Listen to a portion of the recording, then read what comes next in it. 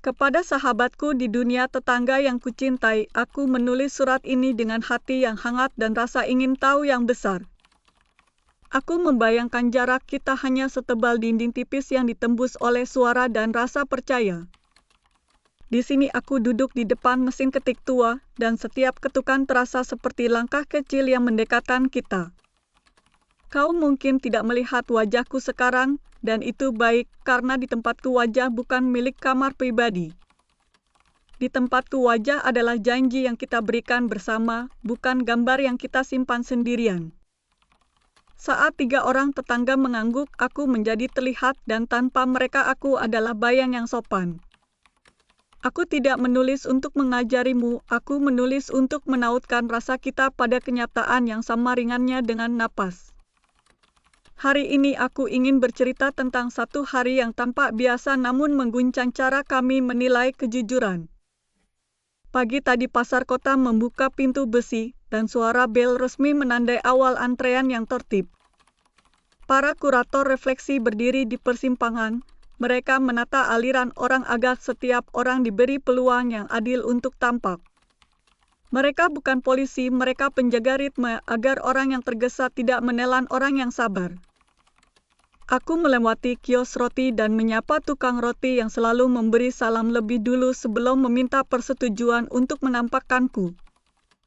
Ia mengetuk perangkat kecil di konter, 2 pelanggan lain ikut menyetujui, dan tiba-tiba wajahku hadir bagi mereka. Rasanya aneh sekaligus menenangkan karena terlihat di sini berarti diterima, dan diterima berarti dipercaya untuk berbagi ruang. Kau mungkin bertanya, apakah tidak lelah menunggu persetujuan, dan aku menjawab dengan jujur bahwa kadang aku rindu pada spontanitas.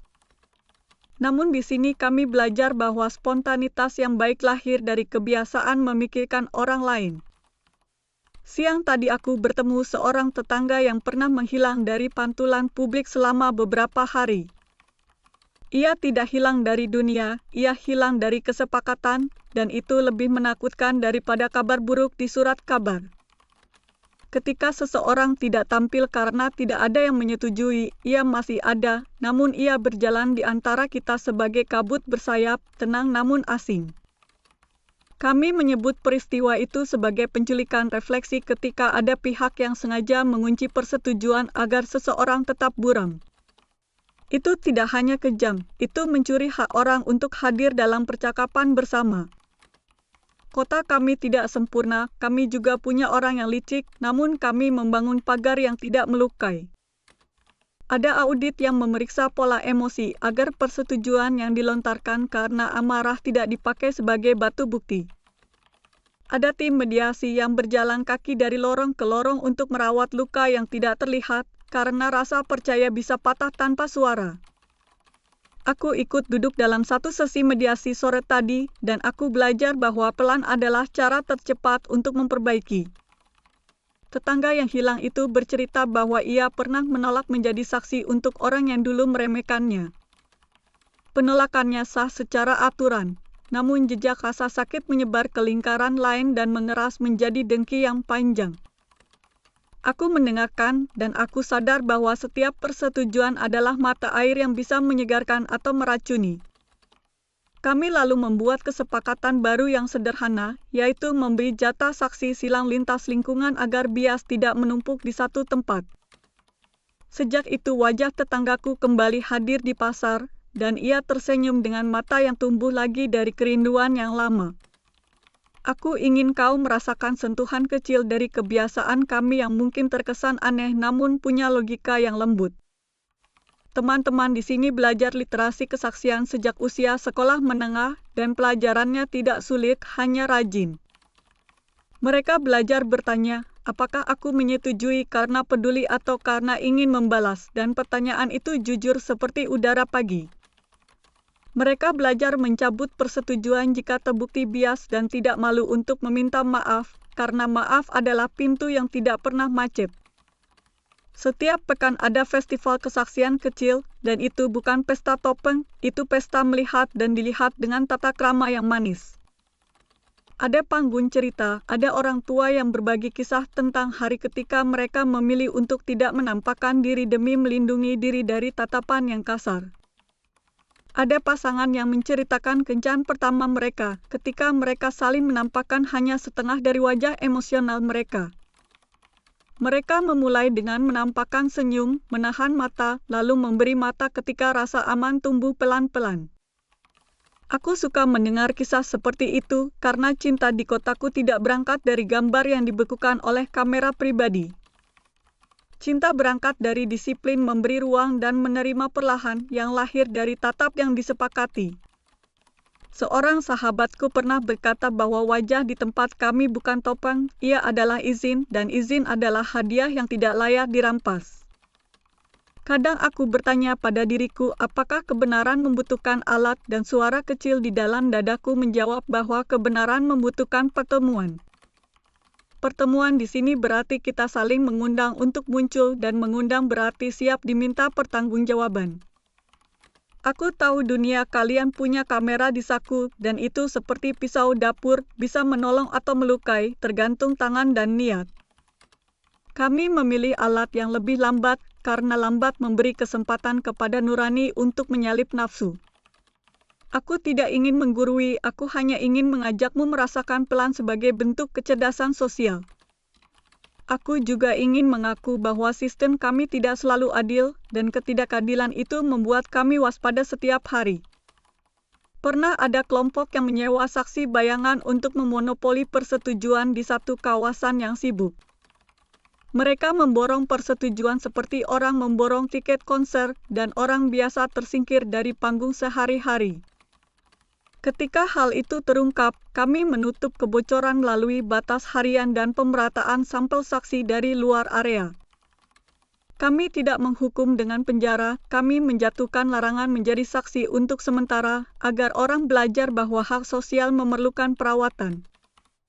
Hukuman kami terlihat lembut, namun lembut di sini adalah bentuk ketegasan yang menghormati martabat. Kami percaya bahwa orang bisa pulih dan pemulihan butuh panggung yang tidak menebar malu sebagai tontonan. Dalam surat ini aku juga ingin menggambarkan pagi yang sunyi di mana anak-anak dilatih untuk memberi persetujuan dengan hati yang jernih. Guru mereka mengajak duduk melingkar, lalu meminta setiap anak menyebut alasan yang mudah dipahami sebelum menekan tombol setuju.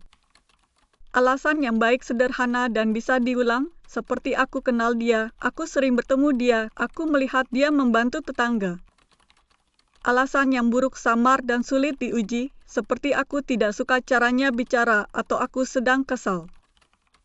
Anak-anak mencatat hal itu dengan tulisan kecil, dan tulisan kecil seperti itu membangun masa depan yang tidak berisi. Kau mungkin bertanya tentang apakah ada ruang untuk privasi, dan aku menjawab bahwa privasi di sini adalah seni memilih kapan hadir.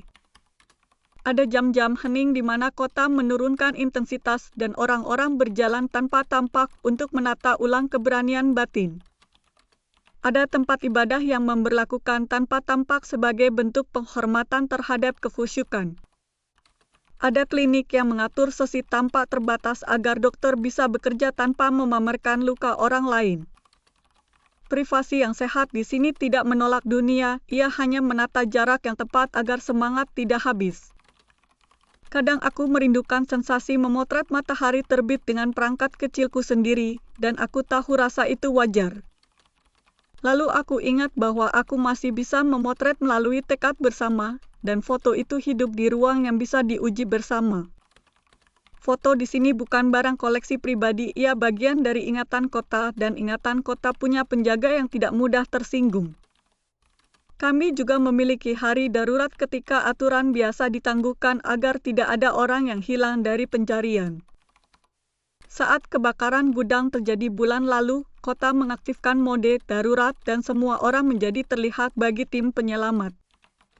Setelah api padam, kami menutup mode itu kembali dan kami menggelar forum singkat untuk mengevaluasi agar kuasa darurat tidak menjadi kebiasaan. Forum seperti itu menjaga kami dari godaan untuk membuat darurat sebagai normal baru karena darurat yang dipelihara adalah ketakutan yang diberi seragam. Aku ingin kau tahu bahwa kami pun berselisih, dan perselisihan itu nyata karena manusia tidak selalu serasi dalam memaknai aman. Seorang pemilik toko ingin mode tampak dipasang sepanjang waktu agar pencurian menurun, sementara pekerjanya menolak karena lelah menjadi tontonan.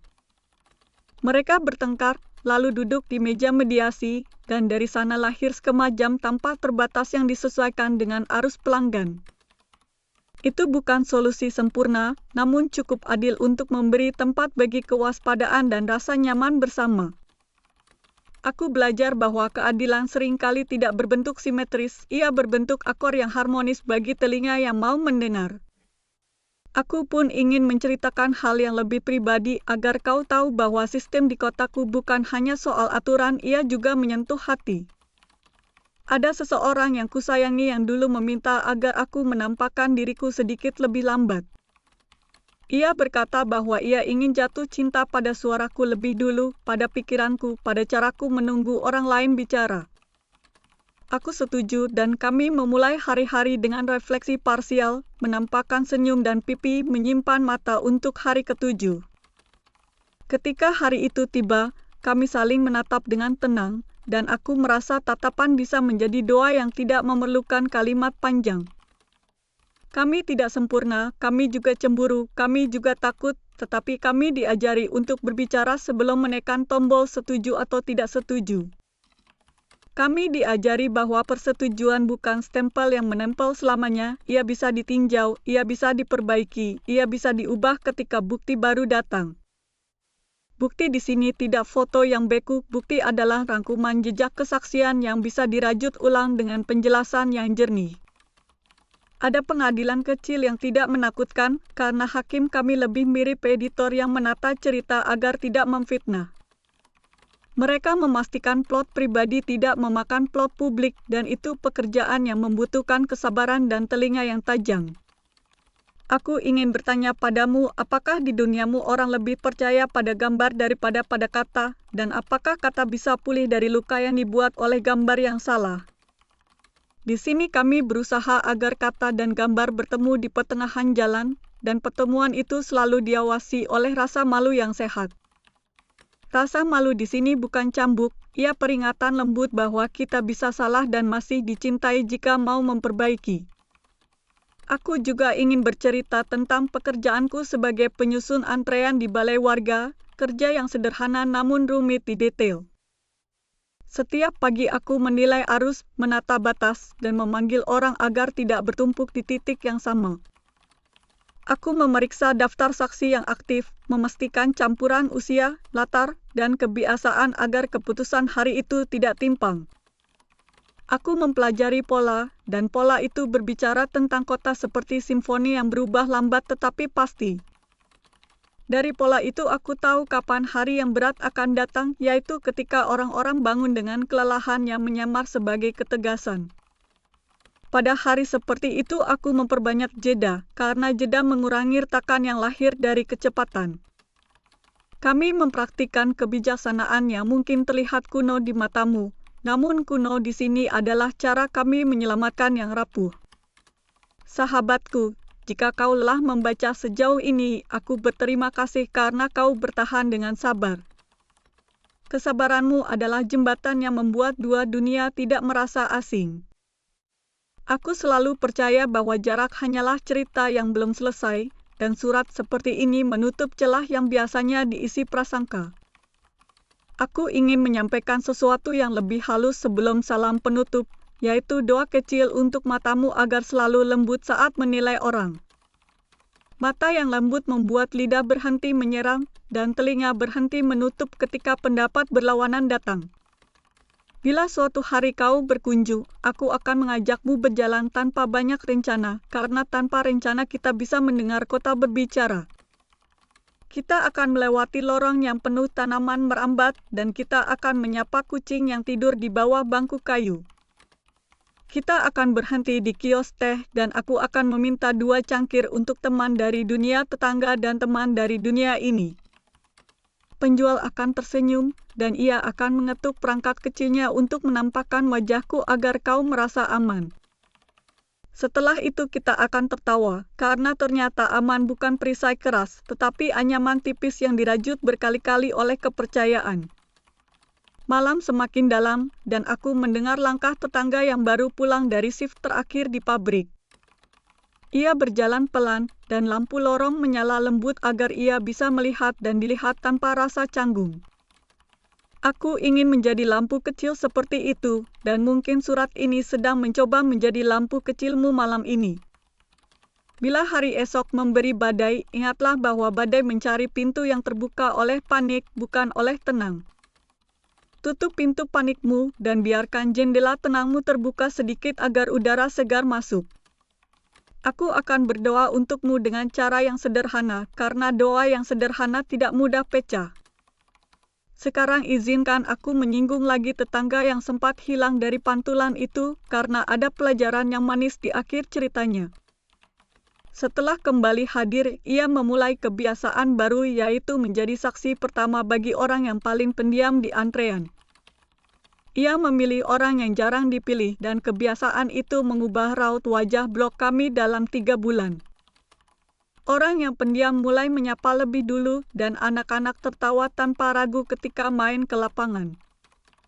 Kau lihat betapa kecilnya tindakan itu, namun betapa panjang jejaknya dalam hati orang banyak.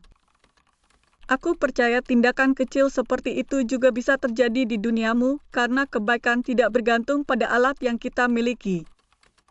Kebaikan hanya butuh sedikit keberanian untuk memulai, dan sedikit humor untuk bertahan. Aku menyukai humor yang halus, seperti ketika seorang paman menyebut hari buruknya sebagai hari quorum yang malas. Kami tertawa, dan tawa membuat hari itu mundur selangkah agar kami bisa mengambil napas. Sejak saat itu kami sering menyebut hal yang berat dengan kalimat yang lucu namun tidak meremehkan. Humor di sini bukan pelarian, ia alat pengaman agar percakapan tidak terbakar. Aku ingin menutup surat ini dengan beberapa pertanyaan yang kutinggalkan di meja hatimu. Apakah kebenaran bagimu adalah benda keras yang tidak bisa dibengkokkan, atau ia adalah perjanjian yang diperbarui setiap kali kita bertemu?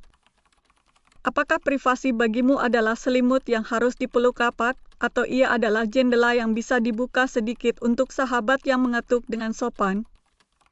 Apakah tatap bagimu adalah senjata, atau ia adalah salam yang menahan diri agar tidak melukai? Aku tidak menuntut jawaban sekarang, aku hanya ingin pertanyaan itu menemanimu saat kau menatap cermin besok pagi. Bila kau menatap cermin, ingatlah aku yang hanya bisa terlihat ketika orang lain mengajak, dan pikirkan betapa berbeda namun serumpunnya dunia kita. Dengan pikiran itu mungkin kita akan berjalan lebih hati-hati, dan hati-hati adalah bentuk cinta yang sering disalahpahami. Aku mengirimkanmu damai dari mejaku yang sederhana, ditemani lampu kecil dan secangkir air hangat. Aku berterima kasih karena kau membaca sampai bagian ini, dan aku merasa kita duduk bersebelahan meski alamat kita tidak sama. Aku menutup surat ini dengan rasa sayang yang tidak ribut, karena sayang yang tidak ribut biasanya tahan lama. Dari temanmu yang tinggal di dunia sebelah, aku berpamitan untuk malam ini dengan senyum yang tidak memaksa. Terima kasih sudah mendengar surat ini sampai akhir, kau membuat waktu yang panjang terasa ringan. Jika kau suka surat ini, berikan tanda suka agar surat berikutnya mudah kau temukan. Silakan berlangganan kanal agar setiap pesan baru dariku segera tiba di berandamu. Tulis komentarmu tentang bagian yang paling menyentuh, aku akan membaca dengan hati yang terbuka.